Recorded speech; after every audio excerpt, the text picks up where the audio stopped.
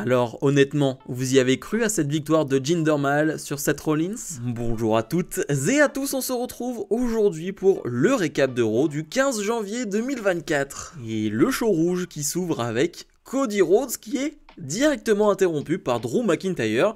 McIntyre et Cody Rhodes n'ont pas eu la chance de parler ces derniers temps, les deux viennent de très loin, les deux ont grandi ensemble à la WWE et ont un parcours similaire. Il veut lui dire en personne qu'il est fier de Cody, de l'homme qu'il est devenu et le catcheur qu'il est. Ils ont été des champions par équipe à la WWE ensemble dans le passé sous le nom de Dashing Ones. Ils n'ont pas été loin comme équipe car ils se voyaient tous les deux comme des catcheurs solo. Ils avaient besoin de quitter la WWE pour y voir clair et se développer. Ils ont redéfini le mot catcheur à l'extérieur de la WWE et Cody est devenu si indéniable que la WWE l'a rappelé. McIntyre dit que son dernier match avant de revenir à la WWE était contre Cody. Cody, lui, a dit qu'il serait un futur champion du monde suite à ce match et il l'a fait 2 fois. Ce soir, il le dit devant tout le monde que Cody Rhodes sera le premier de sa famille à lever ce championnat du monde.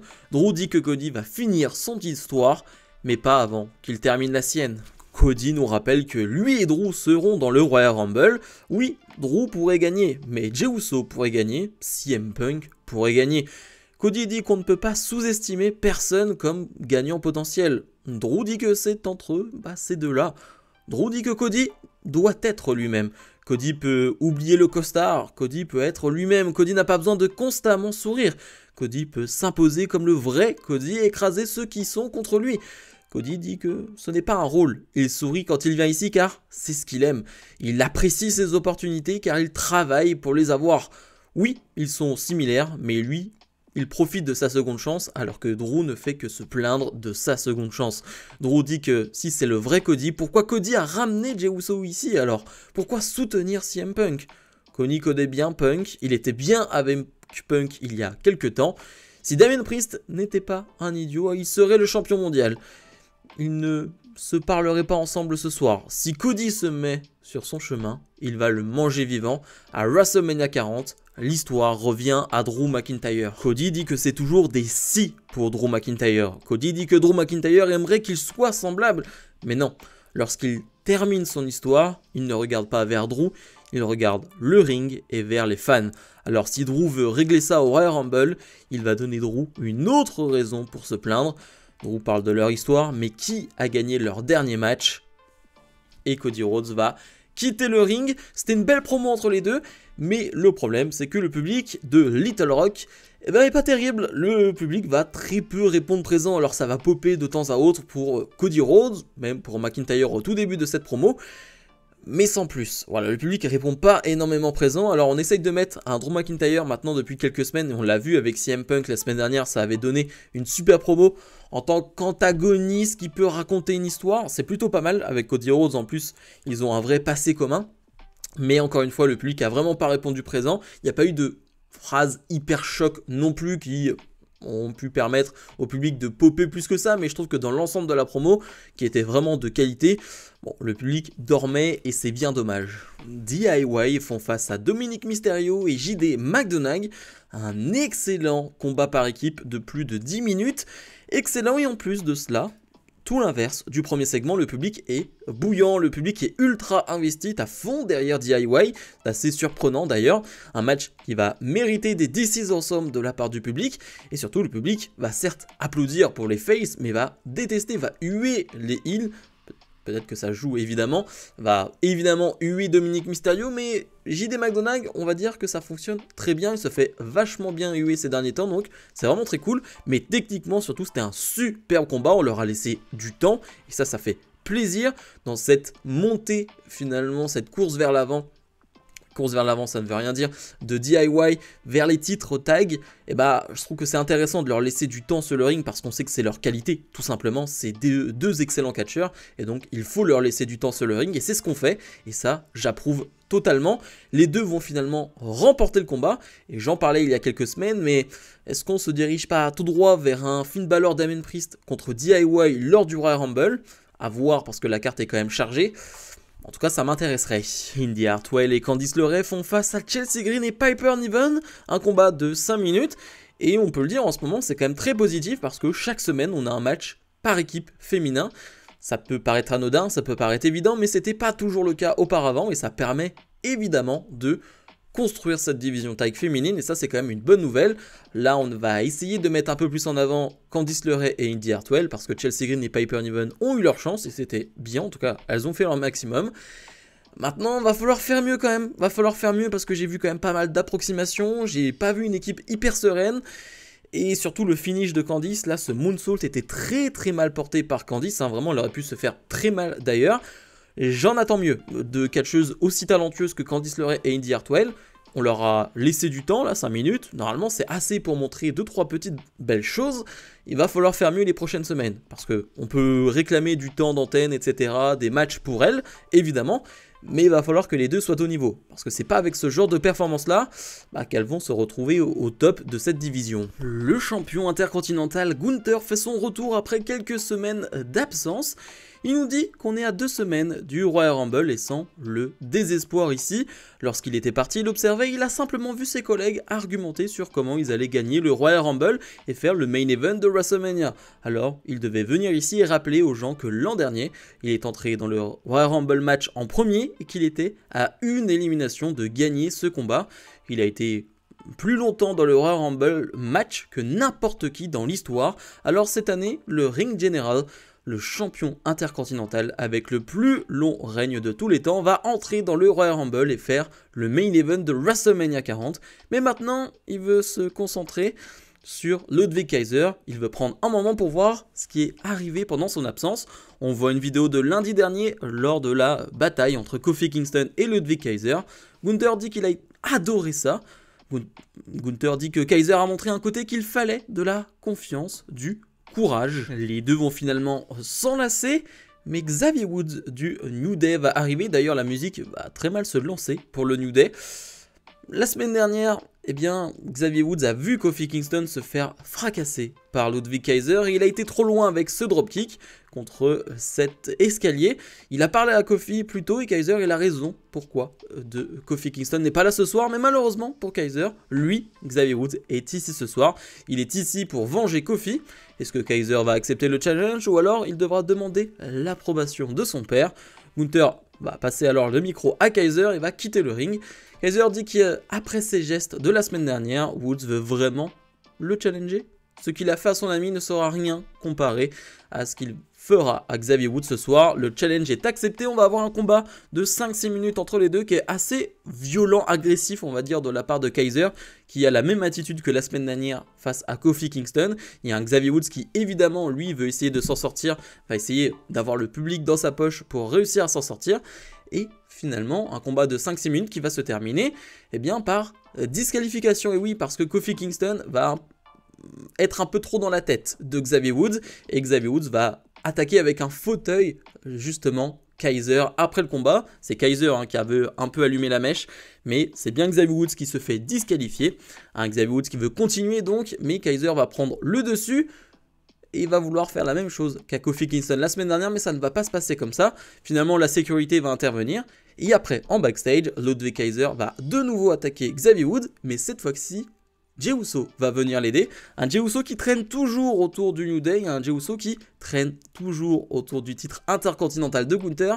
Ça, clairement, ça nous est mis en tête depuis quelques semaines, et il faut vraiment le retenir. Akira Tozawa fait face à Ivar, un combat qui va durer très peu de minutes, mais un Akira Tozawa qui aime décidément les gros défis, et un Akira Tozawa qui dans un premier temps va se faire malmener, vraiment très très mal embarqué dans ce combat, mais il n'a pas donné son dernier mot parce que grâce à Maxine qui va distraire, un peu charmer Ivar on va dire, et qui ne serait pas charmé à ce moment-là, Tozawa va surprendre Ivar et va remporter ce match à la surprise générale. Et oui, David contre Goliath. Et cette fois-ci, c'est pas celui qu'on croit qui gagne ce combat. Finalement, après le combat, ça n'a pas plu à Valhalla qui va s'en prendre à Maxine. De l'autre côté, Ivar va s'en prendre à Akira Tozawa et va lui porter son magnifique moonsault. On l'a appris après en backstage, Gable, pas trop content de ce qui s'est passé, a challengé Ivar pour un match la semaine prochaine. Et ça sent très très bon. J'aime bien ces petits moments dans le show où tu as le temps un peu de respirer. C'est des combats très courts, mais Là, ça reste Akira Tozawa, ça reste divertissant, ce qui se passe avec Maxine, avec Alpha Academy. C'est des moments que j'aime beaucoup dans le show qui te permettent de respirer. La championne Rhea Ripley est sur le ring. Rhea Ripley dit qu'elle ne peut plus endurer les gens comme Nia Jax qui disent que c'est leur division. Ripley dit que c'est sa division et pour cette raison, c'est son championnat. Alors, c'est un avertissement pour celle qui va remporter le Royal Rumble match. Si elle veut gagner sa chance, elle peut venir l'affronter. Mais elle ferait mieux de choisir quelqu'un d'autre si elle ne veut pas perdre sa chance car Mami est toujours au sommet. Becky Lynch va finalement arriver, mais qui dit qu'elle se retrouve ici, toutes les deux personnes différentes avec un parcours similaire voulant devenir la meilleure. Les deux ont passé des années à trouver leur place en passant d'une pensée à WrestleMania pour finir au sommet l'année suivante, mais la différence et qu'une seule a remporté le main event de WrestleMania et l'autre non. Et l'une a ses habilités sur le ring qui est impossible à égaler et l'autre a un cœur de lion. Elles sont ici comme les deux meilleures à le faire dans l'histoire de la WWE. Becky dit qu'elle a une pensée dans sa tête depuis quelques semaines, une pensée qui lui dit que Ripley est meilleure qu'elle, mais elle doit prouver que Ripley ne l'est pas. Et pour le faire, elle doit enlever le titre de Ripley et le faire en remportant le Royal Rumble et en pointant le signe de WrestleMania. Elle doit déclarer que ce sera Mami contre The Man à Mania. Ripley dit qu'il y a une personne au monde qui veut ce match plus que Becky Lynch et c'est Rhea Ripley. Et Ripley va donner rendez-vous à WrestleMania à Becky Lynch. Premier segment entre ces deux femmes qu'on attendait, c'est clairement l'un des matchs qu'on attend pour WrestleMania. C'est dans les rumeurs et c'est ce qu'on peut imaginer. J'ai adoré déjà la présentation. On avait vraiment deux lions en cage qui se tournaient autour tout au long de ce segment. C'était vraiment cool. Et comme je l'ai dit, c'est la première fois que les deux se retrouvent comme ça sur un ring de cette manière-là. Je parlais de graines qu'on implantait un peu dans ta tête. Là, c'est clairement le cas. On te met ce segment-là et on t'y fera repenser dans quelques semaines, quelques mois. Je ne pense pas que Becky Lynch gagnera le Royal Rumble, mais pour le coup, je la vois très bien remporter l'Elimination Chamber. Donc, affaire à suivre. Mais c'était pas du tout anodin comme segment. Certains pensent qu'on aura autre chose pour Ripley à WrestleMania. Je crois vraiment qu'on aura Becky Lynch face à Ripley. R-Truth et The Miz font face à Finn Balor et Damien Priest. Alors, le match en soi, techniquement ou quoi que ce soit, c'est même pas ce qui m'intéresse, mais c'est plutôt toute l'histoire qu'il y a autour de R-Truth qui se croit dans le Judgment Day, mais qui l'est réellement, mais pas vraiment. Parce que finalement, il a vendu des t-shirts du Judgment Day plus tôt dans la soirée, donc il a beaucoup d'argent, et il en a donné un peu à tout le monde dans le Judgment Day. Et clairement, Damien Priest est celui qui s'amuse le plus avec R-Truth et celui qui compte le mettre un peu dans le groupe. Et c'est pas trop de la vie générale de faire ça, mais Damien Priest croit en R-Truth et ça se voit. Pendant le combat, il a même demandé à R-Truth de ne pas rentrer sur le ring. Bon, c'est loupé parce que c'est R-Truth qui commence ce combat. Et même pendant le combat, c'est plutôt Balor qui va frapper R-Truth. Et ça va se jouer à la fin entre Damien Priest et R-Truth. On a un bon hot tag de la part du Miz, mais qui est presque secondaire, j'ai envie de dire, Miz dans ce combat, tellement l'histoire est centrée sur R-Truth et le Judgment Day. Et j'aime beaucoup parce que Damien Priest qui croit justement en R-Truth, il est presque débité de devoir s'en prendre à lui, de devoir le mettre au sol, de devoir le mettre KO, pour que finalement le Judgment Day remporte ce combat. Donc c'est intéressant, il y a encore des tensions dans le Judgment Day qui sont dues cette fois-ci à ce qu'a fait Damien Priest avec R-Truth, mais cette histoire est clairement pas terminée.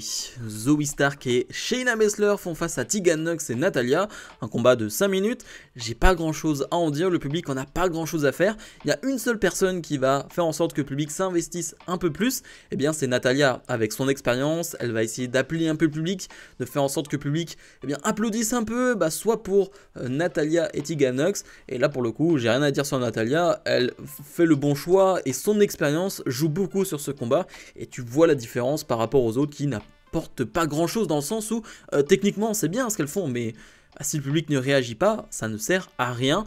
Finalement, c'est Shayna Baszler qui va faire abandonner donc Natalya. Je parlais d'équipes qui allaient être un peu plus haut dans la division tag féminine.